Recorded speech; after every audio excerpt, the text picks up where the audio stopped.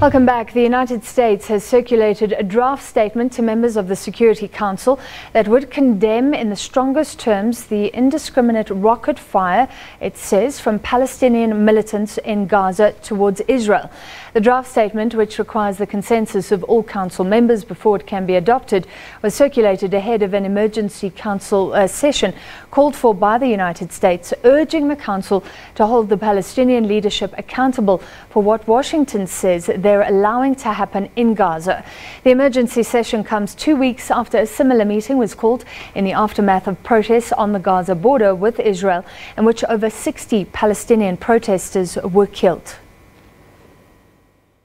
In a statement calling for the meeting, the United States Ambassador Nikki Haley described the rocket fire out of Gaza as the largest seen since 2014, hitting civilian infrastructure, including a kindergarten complex in Israel that responded with airstrikes against militant positions in Gaza.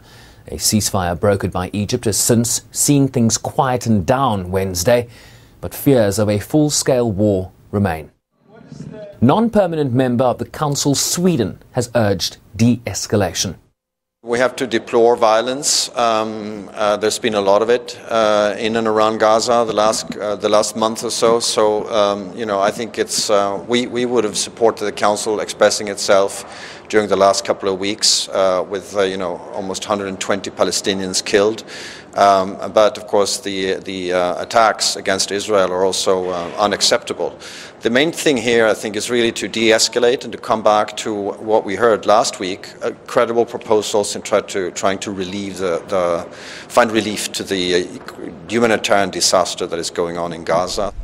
A similar press statement condemning Israel's killing of protesters 2 weeks ago was shot down by the United States, and it remains unclear if consensus will be reached on a statement condemning Palestinian groups.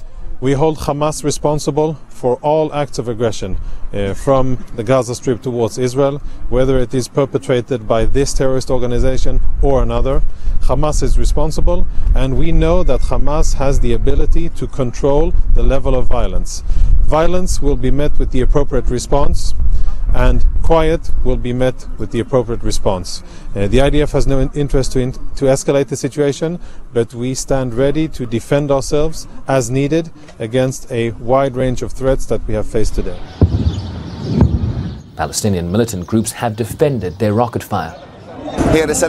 First of all, it's a message of solidarity with the international supporters who died in the Marmara ship. And the second message is for the international community that the Palestinian people, with its wounded women and men and residents, are demanding from the international community to break the siege. It's a message of breaking the siege and to show the great amount of suffering of the Palestinian people. The emergency session is expected to start around 3 p.m. Eastern, which is 9 p.m. Central African time, on a conflict where consensus in this council has proven elusive.